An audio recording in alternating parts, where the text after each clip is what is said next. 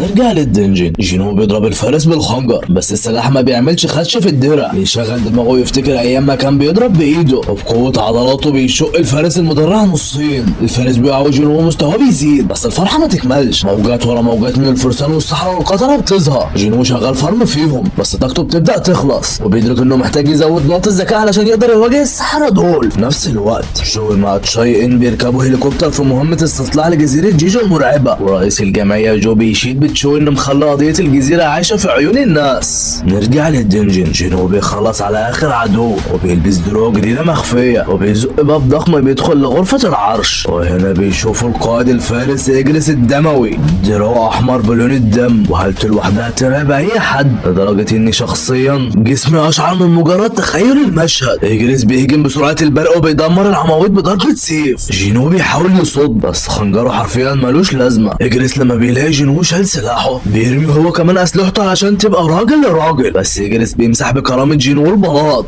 بيشلط له وبيحدفه في كل حتة في الأوضة. جينو بيحاول يرد بضربة في رقبته، فإجريس بيتعصب أكتر وبيشوطه. جينو بيلزق في كرسي العرش. جينو بينهج ومش قادر يتنفس. إجريس بيستدعي سيفه علشان يخلص عليه بضربة نهائية، بس في اللحظة دي جينو بيمسك نصل السيف بإيده وبيستدعي خنجره في لمح البصر وبيغرسه في عين إجريس، وبعدين بيغرسه بكل قوته في رقبته. إجريس بيقع والنظام بيعلن انتصار جينو. انتصار بيطلع الروح وحرفيا ضربة حظ. جينو بيلم الغنايم، خوذة رتبة سي وحجر مهارة وحجر انتقال عشان يهرب بيه من الكابوس ده، بس بيقرأ رسالة النظام وبيتصدم. المهمة لسه ما خلصتش، مطلوب منه يصمد قدام موجات تانية من الأعداء علشان يجمع نقاط لتخصصه. جينو خلاص بيجيب آخره، وقبل ما يستخدم حجر الانتقال علشان يهرب فارس بيضربه بمطرقة وبيطير الحجر من ايده. الفرسان بيحاوطوه من كل حتة والنهاية بتقرب. جينو بيطير في الهواء وبيلبس في العمود، بس المرة دي جاب آخره حرفيا، طاقته خلصت مفيش مانع وما عندوش حجر انتقال يهرب بيه. بيعافر بيدخل يضرب الفرسان بإيده العادية من كتر اليأس، ومن كتر التعب والضغط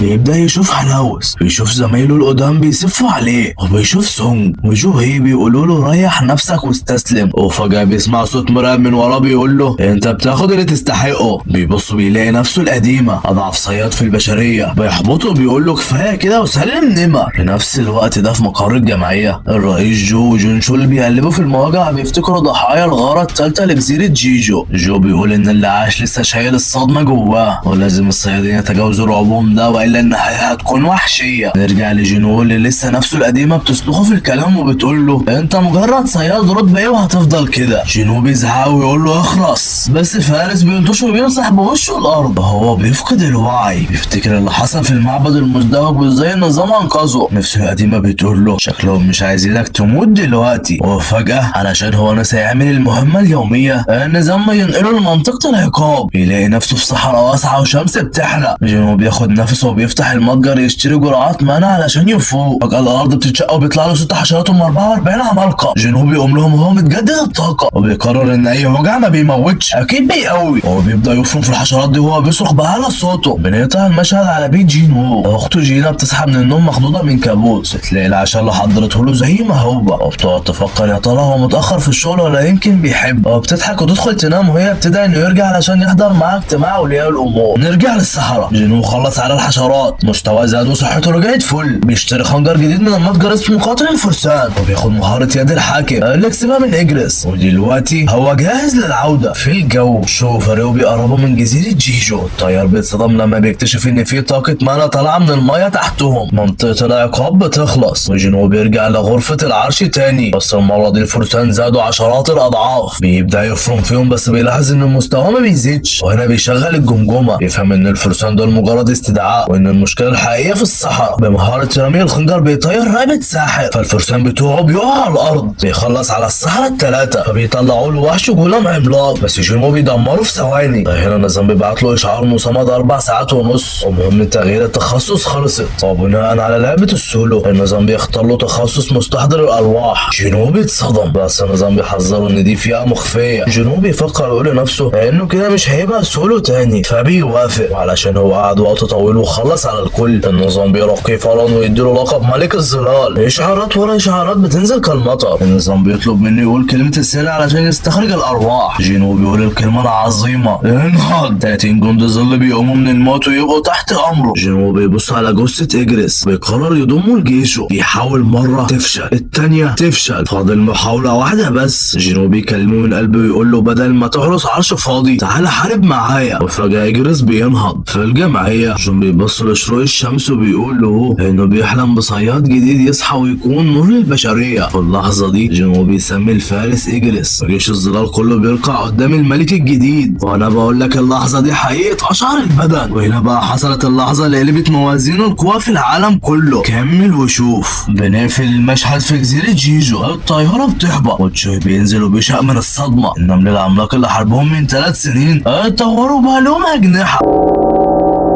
جينو كان راجع هلكان بعد مهمة تغيير التخصص، بس اخت جين بتفكره باجتماع اولياء الامور في مدرستها. اول ما دخل من باب المدرسة الانظار كلها اتعلقت بيه، ملامحه، لبسه، وقصته الجديدة، كل حاجة فيه اتغيرت لدرجة ان اخته نفسها اتصدمت وقعدت تهزر معاه. المدرس في الاجتماع بيسأله لو اختك صحيت وبقت صيادة هتعمل ايه؟ رد جينو كان قاطع، مستحيل يسيبها تدخل العالم ده. الكلام ده خد طريق تاني وراح لسونجي صاحبة اخته اللي عايزة تبقى صيادة، ولما جينو قعد معاها لقاها مصممة مفيش فايدة من الكلام، فقرر ياخدها معاه مشوار ويوريها الحقيقه المره. نفس الوقت هوانج دونسو نزل كوريا ولقى في وشه جين شول من جمعيه الصيادين. هوانج بيبص له بتعالى وبيقول له انه مش ناوي يطول، هو بس جاي يصطاد جون وو وجون هو في اي دنجن ويخلص عليهم. وبكل استهزاء ساله لو موظف زيه يقدر يمنعه. رد جين شول كان هادي بس مليان تحدي، وقال له انه بيعمل بس شغله. وفي مقر نقابه الصيادين تشي ان بينقل خبر مرعب لجو هي النمل في جزيره جيجو طلع لهم جناحات، صحيح بيطيروا مسافات قصيره دلوقتي بس التطور ده كارثه ماشيه. وجون هي قرر يبدا تحقيقات فوريه. نرجع لجون اللي اخذ سونجي البوابه من الرتبه سي تبع نقابه النمر الابيض علشان يخليها تعيش رعب البوابات على اصوله. كيم تشول صياد من الرتبه ايه ودبابه الفريق كان باصص لجون وسونجي يبهرف علشان هم رتبه ايه وشايفهم حمل تقيل. جين وافق انه ما يتدخلش علشان يسيب فرصه للجداد يتدربوا، بس بمجرد ما دخلوا البوابه المكان اتقلب فجاه. الكهف الضلمه اتبخر وظهرت غابه جليديه مرعبه والبوابه قفلت وراهم بوهج احمر. المشهد ده ما كانش مجرد فخ، دي البوابه الحمراء، دي بوابه بتقطعك عن العالم ومفيش خروج منها الا لو قتلت البوس. ولسه كيم تشول بيشرح المصيبه دي تهمين تلج انطلقوا من وسط الشجر بسرعه البرق. واحد ضرب صياد من الرتبه سيف في وشه وقتله فورا، والتاني كان رايح يخترق سونجي بس في جزء من الثانيه جينو كان ماسك السهم في الهواء وكانه بيمسك دبانه. مارك هيوجين صياده من الرتبه بي عينها وسعت من سرعته المرعبه. السهام دي كانت من جن التلج، كائنات ساديه بتصطاد الاضعف. اولا الجن ضحكوا وانسحبوا في الغابه وسابوا الرعب بياكل في قلوب الكل. هنا كيم تشول قرر ياخد القرار القاسي، قسم الفريق نصين، هو ياخد الاقوياء من الرتبه ايه وبي وهيسيب الضعفاء لمصيرهم. رفض حتى ياخد صياد من الرتبه سي معاه، بس الغريب ان جين قررت تسيب فريق الاقوياء تنضم لفريق جين والضعيف بعد ما شكت انه مستحيل يكون مجرد صياد من الرتبه ايه عادي. بعد لقطه السهم الفريقين اتقسموا وكل واحد راح لطريق. في طريق كيم تشول ظهر 3 دبابه جليديه، كيم بصدته الجباره كسر مخلب الدب الاول وشقه نصين بضربه فاس واحده. وفي نفس الوقت جينو كان بيقود فريقه في الغابة، ولما حسوا بالبرد القاتل طلع معاطف فارو من التقنية بتاعته، والكل اتصدم وافتكروا ان ده سحر المساحة. سونجي سألته بخوف انت مين يا عم؟ طمنها وقابلهم دب جليدي. جينو امرهم يرجعوا لورا وبدل لقبه القاتل الذئاب، ودخل على الدب بايده الفاضية ومسح بيه الارض. بره البوابة الدنيا مقلوبة. بايك رئيس نقابة النمر الابيض وصل مرعوب على فريقه، وفي نفس اللحظة ظهر هوانج دون سو مع جين شول. هوانج كان بيتريق وبيقول ان جينو اكيد ميت جوه، بس شين شول كان جواه شك هل جينو هيخرج منها سليم. الهدوء اللي بره كان بيقابله مجزرة جوه. جينو كان بيصطاد الدبابة الجليدية وبيحصد نقاط بالهبل، وصل لعرين الدبابة وطلع جيش الظلال بتاعه، بس لقاه بيستنزف مانا كتير. ولما ظهر زعيم الدبابة ودمر جنود الظل جينو ابتسم ونده على اجريس. طلع في ثواني معدودة وبحركات سيف بتخطف العين فارتكل بص الجليد الضخم. جينو وهو باصص على اجريس ادرك حاجة مرعبة، لو اجريس كان استخدم سيفه في قتالهم زمان جينو كان هيبقى في عداد الموتى وفي مكان تاني خالص في الغابة. الوضع كان كابوس. كيم شول الصياد من الرتبة ايه اللي كان مفروض يكون قائد واقف بينهج وسط جثث فريقه. السهم بيخترق راس واحد من رجالته وهو بيطلب النجدة، والتاني بيتذبح قدام عينه بابتسامة مرعبة من جن التلج. الدبابة اللي كان بيتكبر من شوية فقد اعصابه تماما وطلع يجري وهو بيصرخ من الرعب، وفوق على حصان ابيض قائد جن التلج كان بيراقب وعينه بتلمع بمتعة الصيد وسط التلج والدم. جينو واقف كأنه ملك الموت، جثث الدبابة الجليدية متنطورة في كل حتة، وبحركة بسيطة من ايده ظلالهم قامت وبقت جزء من جيش المرعب. وفي الوقت اللي عدى بس 3 ساعات بره البوابة هوانج دون سو كان بيغلي من الغضب لما عرف ان في رابط بين جينو والمدير اهان. الغضب عماه وقرر يفرغ شحنته في اهان، بس قبل ما يلمسه بايك اتدخل ومخالبه طلعت والكهرباء اتنطورت في الجو. اصطدام مرعب بين 2 من صيادين الرتبة اس، مواجهتهم هزت المكان كله. جوه البوابة الحمراء كيم شول كان بيفقد عقله بالبطيء. الصياد الدبابة كان بيمشي لوحده في الضياع، ولما لمح جثث الدبابة المتقطعة الرعب ركبه وافتكر ان جن التلج هم اللي عملوا المجزرة دي فطلع يجري. وبره جين شول ظهر ووقف المعركة بين الوحوش قبل ما يدمروا الدنيا. هوانج كان مصمم يكمل بس هو اكد له ان جين هو مسجل كصياد من الرتبة ايه. هوانج نقل شكوى لجين هو وقرر ينسحب مؤقتا، بس عطشه الدم كان واضح للكل. وفي وسط الغابة الصيادين الضعفاء كانوا متجمعين حوالين النار بياكلوا لحم الدبابة في الدفا. كيم شول ظهر فجأة وبدل ما يفرح انهم عايشين اتجنن ازاي هم عايشين ورجالته الاقوياء ماتوا. سحب سيفه وهدد بالقتل لو ما نطقوش. انا لو كنت مكانه كنت هتجمد، بس جينو لا، ظهر من العدم وبضربة واحدة فقدوا الوعي. بس عين جينو ما كانتش على كيم شول، الخطر الحقيقي كان مستخبي. جن تلج كانوا محاوطينهم. قائد الجن باروكا ظهر وبدأ يستفزهم، وهنا حصلت الصدمة اللي شلت الكل. جينو رد عليه بنفس لغتهم. سونجي وجين ما كانوش مصدقين ودانهم، وحتى جينو نفسه اتفاجئ. وفي لمح البصر جينو طير رقبة واحد من الجن وأدرك حقيقة مرعبة، كل الوحوش مبرمجة تقتل البشر ما عدا هو. كأن النظام بيوجهه لغرض خفي. فجأة الصورة وضحت بس الحقيقة كانت أخطر. باروكا عرض عليه صفقة خبيثة، سلمني الصيادين واديك الأمان. رد جينو كان استدعاء جيش الظلال بالكامل. المعركة بدأت بس باروكا كان في ليفل تاني خالص أقوى من أي استدعاء، وبدأ الالتحام سريع يعمل عين. بعز الفوضى كيم شول فاق وبكل غباء قرر يهاجم جينو من وراه، بس قبل ما يوصل سيف اجريس اخترق جسمه من الأرض بالعرض. جينو ما بقاش يرحم وسحب ظل كيم شول في لحظتها. الظل اتحول لإيرون محارب ضخم ومرعب ولاء المطلق لجينو. صحيح ذكاؤه قليل بس قوته الغاشمة كانت القطعة الناقصة، والضربة الجاية مش هتكون زي اللي فاتت. التلاتة اتحدوا، خفة وسرعة جينو ودقة اجريس المرعبة وقوة ايرين المدمرة. باروكا بدأ ينهار تحت الضغط، وفي اللقطة الحاسمة جينو رمى خنجره المرتد وشدت انتباه البوس. وفي الجزء ده ايرين مسك باروكا وكتفه وبكل وحشية نزل بمطرقته الضخمة وسحق القائد واعلن الانتصار النهائي. البوابة لونها قلب ازرق. بايك والمدير اهان واقفين بره مستنيين. الصدمة كانت لما لقوا الصيادين الضعفاء طالعين ومعاهم جينو ومفيش اثر لكيم شول.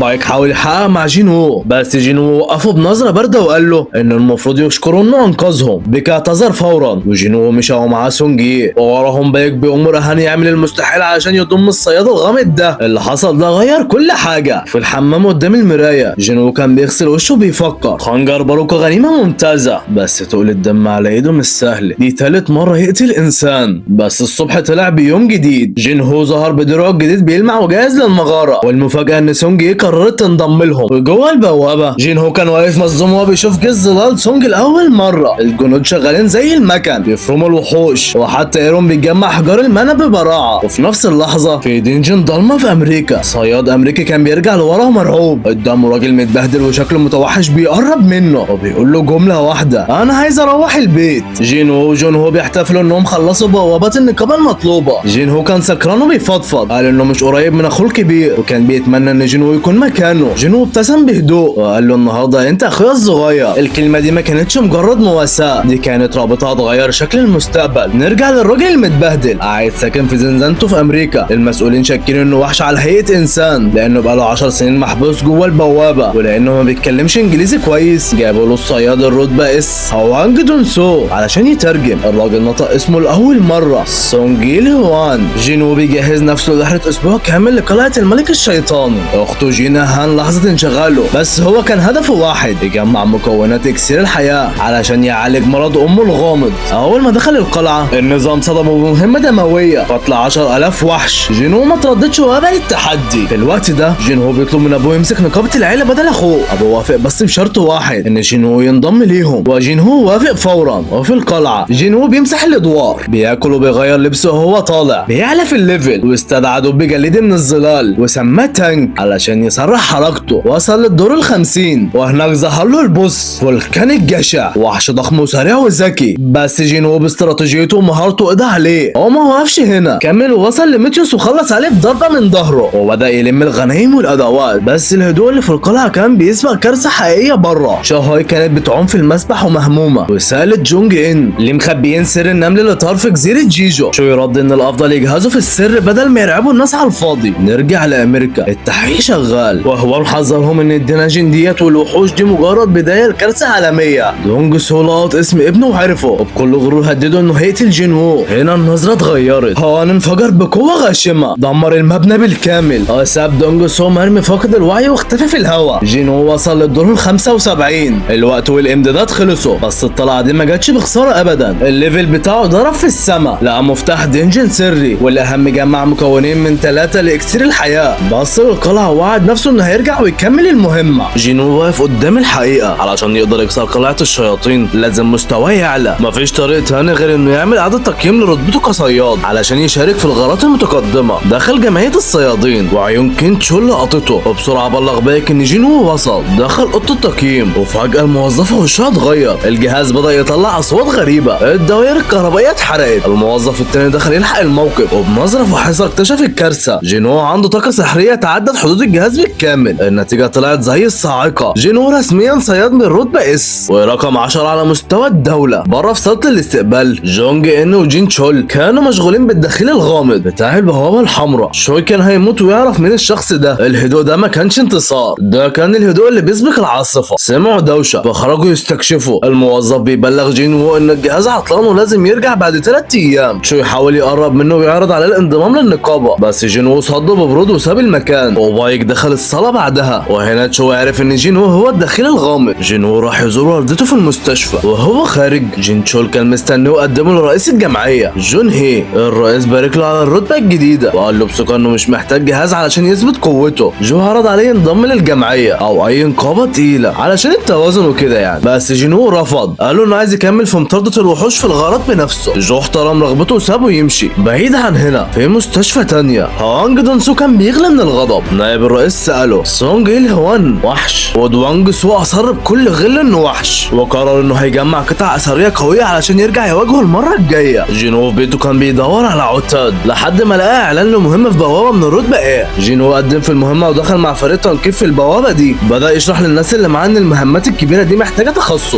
فريق هجوم وفريق تنقيب وفريق تجميع. وتشاي هي ان خلصوا شغلهم مع فريق الهجوم وخرجوا من البوابة، وجينو راقبهم من بعيد بتركيز. دخل جينو مع فريق التنقيب جوه الغارة، حواس ولقطة طاقة الزعيم. زمايله كانوا مشغولين بشغلهم، ولما جه وقت الراحة جينو اتحجج ان عنده شغل كتير ولازم يعمله بنفسه، ولو فاكر ان دي اقصى قوته تبقى ما تعرفش حاجة. جينو اتسحب زي الظلال لحد ما وصل لغرفة الزعيم، عارف ان المفروض ما يقتلوش، بس الغريزه اللي جواه كانت بتتحداه. وقبل ما يخطو الخطوه الاخيره شاي ان قطعت عليه الطريق وبصت له بنظره كلها حيره. انت ناوي تعمل ايه بالظبط؟ المواجهه اللي ما كانتش على البال. شاي ان بتوقف جينو عند بوابه الزعيم بنظره حاده بتأمره يبعد علشان ما يستفزش الوحش ويعرض فريق التنقيب للخطر. بعد ما مشى شاي ان لاحظت حاجه غريبه. ريحه جينو اتاكدت من هويته كصياد من بطاقته، وعرفنا ليه كانت بتغطي مناخيرها دايما. هي عندها حاسه شم استثنائيه بتخليها تحس بكراهيه كل صياد. بس جينو ملوش ريحه اصلا. جينو رجع للحياه العمليه، اتفق مع عامل المانجا مقابل زياده في الراتب انه يشارك في غارات من الرتبه او سي. في نفس الوقت هاي ان كانت بتحاول تعرف اي حاجه عن الصياد الغامض، بس المعلومات كانت مقفوله. الهدوء اللي حوالين جينو ده وراه علامات استفهام كتير. رغم كده هاي ان اعترفت انه اول واحد تقابله ريحته مقبوله. تاني يوم القائد سون بيعرض على جينو شغلانه حمال في غاره جديده مقابل مكافاه مخاطره. جينو بيوافق وبيدخل الغاره. الفريق اتعرض لهجوم من وحوش الجاكال بس قدروا يخلصوا عليهم. فجاه جيش من الهاي اورك ظهر. جينو استخدم التخفي علشان يساعد الفريق من غير ما حد يحس، وقضى عليهم واحد. واحده من الصيادين شكت في مهارته بس قررت تخليه سر. وهم بيحاولوا ينسحبوا من الغاره الصدمه كانت في انتظارهم. حاجز سحر ضخم قافل الطريق، والوضع ساء اكتر لما اكتشفوا جيش من 50 وحش من الأورك محاصرهم من ورا. القائد بتاعهم ظهر قدام كاي هون وقدامهم اختيار واحد: يواجهوا ويموتوا او ينتهي امرهم. القائد سون اختار يواجه، وجينو اخد تعليمات يهرب علشان يعمل تمويه. وسط الرعب واحده من زمايل سون بتسلم جينو وصيتها لاهلها. جينو بيقبلها وكانها امانه. الجانب التاني هاي ان عرفت ان جينو اتطوع كحمال في غاره ودخل نفس الغاره. الفريق وجينو واقفين دلوقتي قدام قاعده زعيم الأورك، واللحظه اللي الكل بيستناها بدات. لو فاكر ان ده اقصى قوته يبقى ما تعرفش حاجه عن المواجهات الحاسمه اللي هتبدا دلوقتي. هاي ان بتستعد وطلبت سلاح علشان تدخل الغاره بنفسها. وفي نفس الوقت المشهد في الداخل كان مرعب. جينو وفريق سون محاصرين تماما بجيش الهاي أورك، وزعيم الأورك كان بيتعامل مع الصيادين كانهم عرض ترفيهي. سون حاول يهجم عليه بكل قوته بس سحر الجاذبيه اللي كان بيستخدمها خلاه يطيره في الهواء زي الريشه وهو غرقان في دمه. جينو ما سابش الموقف يعدي، اتدخل في اللحظه الاخيره، وقف قدام سون ببرود وقال له: هرب الفريق ده بس انا هفضل هنا. اللحظه اللي كان الكل بيستناها بدات.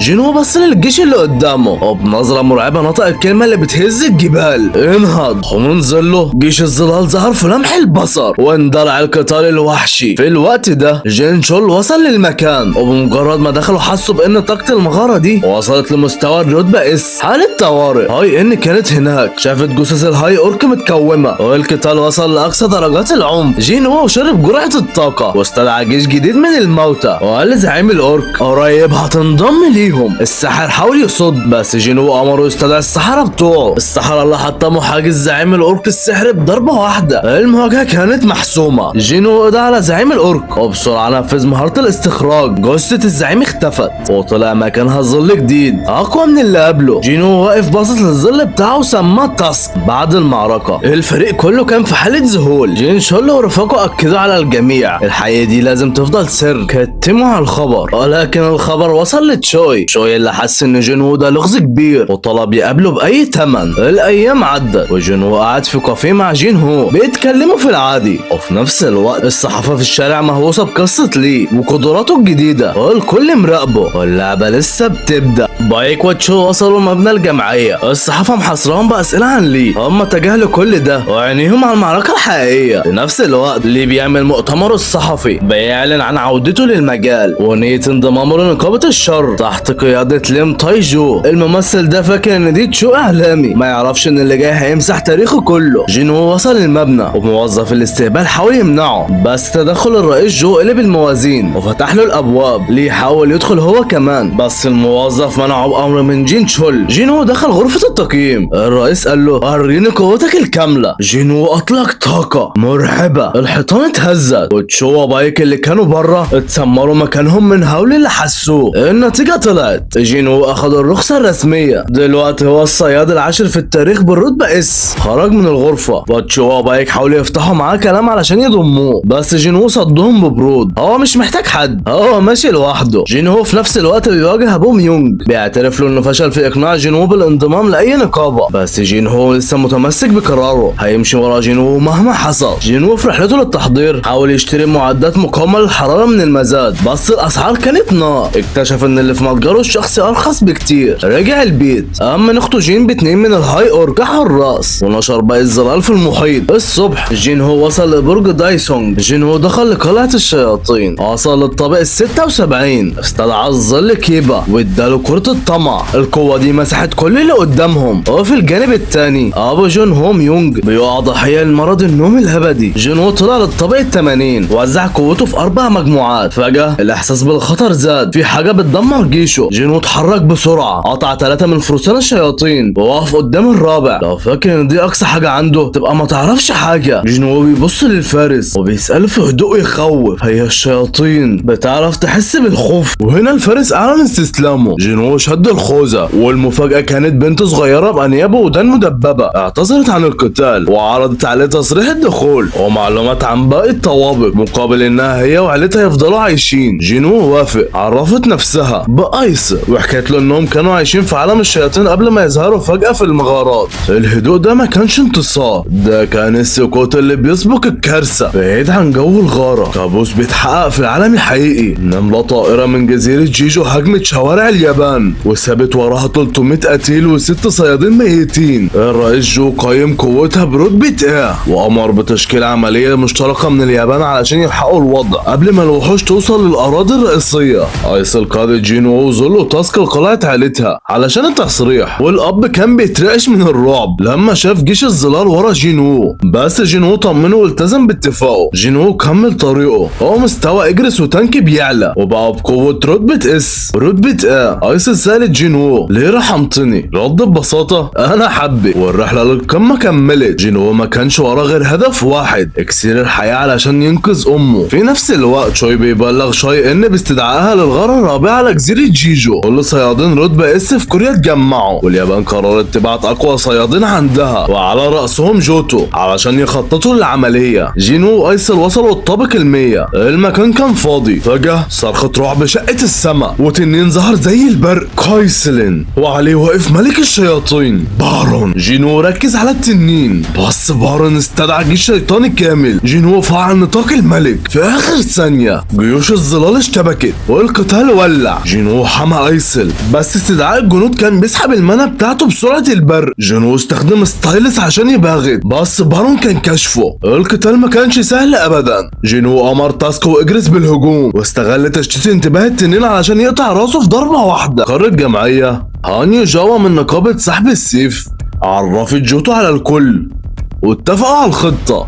تصفية الملكة هي الأولوية على أرض المعركة. بارون بيصد هجمات ايرون واجرس وجينو، ومسك جينو من راسه بقوة. جينو اتحرر بس المعنى بتاعته خلصت والجيش انتهى. تفتكر انه هينتهي يا صديقي؟ لا والله، بكل ذرة قوة وسرعة فضلت فيه. جينو هجم وايسل رمت سلاحها علشان تشتت انتباه بارون. جينو استغل اللحظة وادى لواحد ابركت عنيف كسر فكه وانهى المعركة تماما. جينو سحب روح بارون وبابتسامة قال لايسل عيلتك هما اللي بيحكموا دلوقتي. على قمة قلعة الشياطين جينو واقف قصاد دماء الشياطين اللي جمعها، ده المكون الاخير لصناعة اكسير الحياة. نفس عميق، تركيز في اعلى درجاته، والنتيجة 6 ازايز من العلاج الاسطوري بقت بين ايده. هل الاكسير ده قادر فعلا يكسر لعنة النوم الابدي؟ جينو سحب روح تنين بارون، اسم جديد للمهمة كايسل. ايسل عرضت عليه يرجعوا للقلعة عشان يحتفلوا، بس جينو مفيش وقت يضيعه. مع المهارة جديدة تبادل الظل، واختفى من المغارة في لمح البصر. في المستشفى جينو قاعد جنب سرير امه وعينه على ندبات الحروق اللي في رقبتها. ذكريات قديمة بتهضه في خياله، ايده بتترعش وقطرة من الاكسير لمست شفايفها. فجأة نور خفيف غطى الأوضة، الندبات اختفت والوش رجعله الحياة. لحظة كأنها حلم. أمه فتحت عينيها بعد 4 سنين من الغياب، ابتسامتها كانت كفاية تمسح أي وجع. جين دخلت والدموع سبقت الأحضان. جينو واقف في الضلمة وشايف إن كل اللي ضحى بيه كان يستاهل اللحظة دي. والدنيا بره بتتحضر لغارة جزيرة جيجو. الجمعية في مؤتمر صحفي بيعلنوا عن الخطط والناس كلها بتراقب خايفين من المجهول. من جو المعالج المتقاعد بيفتكر زمايله اللي ضاعوا في الغارة اللي فاتت. الذكريات تقيلة والخوف مالي القلوب. جينو وصل لمقر الجمعية وهناك شاف حاجة تانية خالص. بايك ودوانج ووك في معركة تدريبية، قوة مرعبة بطير الحيطان وأحشية في القتال تهز الصخور. فجأة باب الصالة فتح ودخل فريق اليابان، 10 صيادين من الرتبة اس. جوتو دخل وعيونه بتدور على خصمه، العرض قدامه والكل واقف. مبارزة تدريبية بين أقوى صيادين كوريا واليابان، 8 صيادين كبار واقفين قصاد بعض والجو مشحون لدرجة إن الهوا تقيل. لو فاكر إن ده أقصى حاجة عندهم تبقى ما تعرفش حاجة، كل مستني الإشارة والمواجهة تبدأ دلوقتي. الساحة في مقر الجمعية اتشحنت، مفيش وقت للكلام، النخبة قصاد بعض.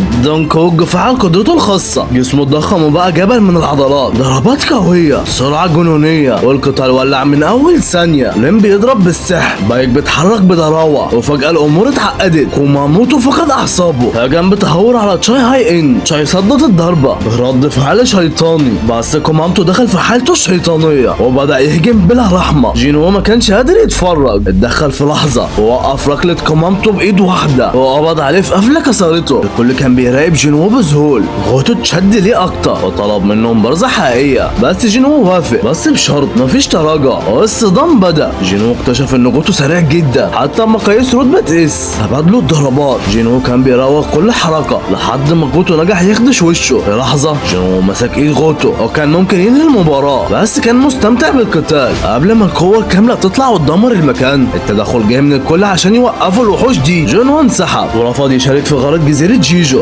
رجع بيته لقى اكله من ايد امه وقرر ان عيلته اهم من اي غارة. على جزيرة جيجو ملكة النمل كانت بتراقب البيض، في بيضة عملاقة كائن بشري متطور كسر القشرة وخرج للنور. غارة جزيرة جيجو اتعلنت رسميا. بيونج جو المعالج المتقاعد قرر يرجع ويشارك، القرار اللي صدم الكل. الاسطول طوق الجزيرة، كل صياد في مكانه. الغارة بدأت. الفريق الياباني اطلق سحره علشان يشتت النمل، والجيش الكوري اتسلل للداخل. ساعة واحدة بس، ما عندهمش اكتر منها علشان يوصلوا للملكة. جوه العش الصيادين لقوا مخزن البيض، البيضة العملاقة كانت هناك. احد النمل اللي نجح يضرب كنزو ضربة قوية. شيمانزو المعالجة قامت علشان تعالجه وهي بتهزر. فجأة سكتت، مفيش اي صوت، مفيش اي حركة. راسها اتلاشت وعيون حمراء متوهجة في الضلمة. بدأت تراقب باقي الصيادين على سطح جزيرة جيجو. الموت ما كانش مجرد احتمال، كان حقيقة بتتحقق في ثواني. 2 من الصيادين اليابانيين رتبة اس اتحولوا لجثث بلا رؤوس في لمح البصر. الكيان اللي قدامهم ده ما كانش وحش عادي، ده كان كابوس بيمشي على رجلين جوه عش الملكة. الوضع ما كانش اقل اشتعالا. الفريق الكوري في معركة بقاء، دونج كوك، شاي ان، ليم وتشوي بيفرموا في حرس الملكة زي المكان. بايك اتحول لنص نمر، مخالبه بتمزق الاجساد، ما جسمه اتضخم وبقى حصن، وليم بيمطر عليهم بالسهام السحرية. الكل بيتحرك بتناغم مرعب لحد ما جت لحظة الحسم. شاي وجهت الضربة القاضية للملكة وراسها طارد، والاحتفال كان سابق لأوانه. الصرخة اللي طلعت من الملكة ما كانتش استغاثة، كانت اعلان لنهاية البشرية. صرخة الملكة نادت كل نمل الجزيرة للعش، والأسوأ الكيان الاسود، النملة البشرية. وصل السرعة كانت جنونية. ثانية واحدة شاي وقعت على الارض، دراعات ماي اتقطعت، وبايك وتشو اتفتح صدرهم بضربة واحدة. مين المعالج فعل مهارة كاموفلانج علشان يداوي زمايله في الخفاء، بس الوحش شافه. رمح من ايد الوحش خرج صدر بيونج، انفاسه الاخيرة صرخ في بايك اهربوا. الوحش الاسود مسك بايك من رقبته وكلمة واحدة نزلت على كل كالصاعقة، انتوا ضعفاء، انا عايز الملك بتاعكم علشان احاسبه على موت الملكة. الوحش سابهم واندفع لبره بيدور على جوتو. بره الجزيرة جوتو كان بيدور على فريقه المفقود، بس الاوامر جات له من رئيسه، سيبوا الكوريين يموتوا، احنا هنخلص الباقي وناخد كل المجد. الغدر في ابهى صوره. وفجأة النملة السوداء ظهرت. جوتو حاول يصد الهجوم، بس السيف اتكسر نصين. جوه العش الصيادين بيحتضروا، الاف النمل بيحاصرهم، والنهاية بقت مسألة وقت. وفجأة ظلال بدأت تتحرك من تحت اقدامهم، جيش كامل. جنود جينوو وصلوا بيحاوطوا الصيادين وبيصدوا موجات النمل باستبسال. في مكان تاني بعيد جينوو واقف، عينه بتشع طاقة مظلمة، ونبرة تقيلة قال كلمة واحدة: تبادل.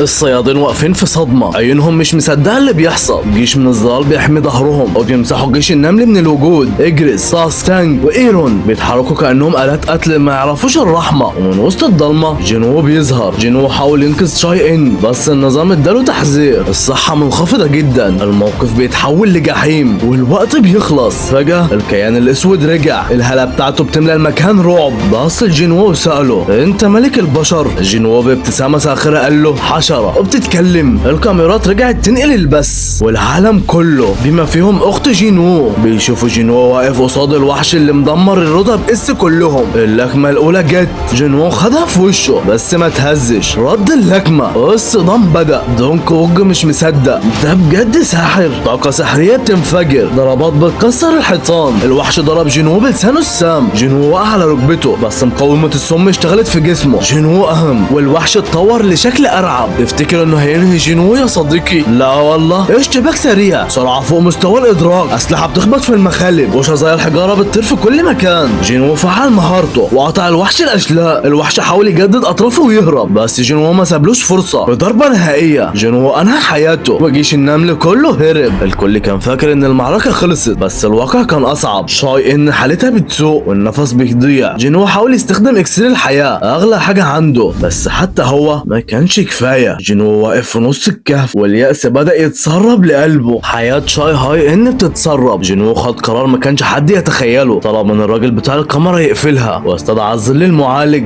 بتاع من. الصيادين حوالينه في حالة ذهول تام. الظل من لمس شاي والقوة السحرية رجعتها للحياة. بايك طالب من جينو يحرر روحه لانه كان طول عمره بيكره القتال ومش عايزه يعمل كده وهو مضطر. جينو وافق ومن ودع صاحبه ابتسامة اخيرة قبل ما يختفي للابد. في اليابان الصدمة كانت كاملة، 7 من صيادين الرتبة اس راحوا والقيادة قررت تنسحب وتستخبى. جينو جوه العش وصل لليفل 100. حان وقت استخراج الظل الاقوى. الظلام اتجمع ومن قلب البيضة المضيئة كيان جديد ظهر. الوحش الاسود اتكلم وطلب من ملكه اسم. جينو اختار بيرو. الخارج كان جحيم. الطيارة اللي فيها الصيادين محاصرة بالاف النمل وفجأة شعاع من الطاقة شق السماء. جينو وصل على ظهر التنين بتاعه قيصر، سحق كل النمل وخلص الطيارة. الانتصار اتحقق بس الثمن كان ارواح غالية. جنازة كبيرة للصيادين وجينو واقف بيبص للمستقبل. قرر يأسس نقابته الخاصة جوه العش، المكان اللي بدأ فيه الكابوس. كائنات غريبة ظهرت، كائنات بلون ازرق وعيون بتشع، بيتكلموا عن القوة اللي حسوها وبيخططوا للمطاردة. ومن بعيد في الظل سونج اللي هوان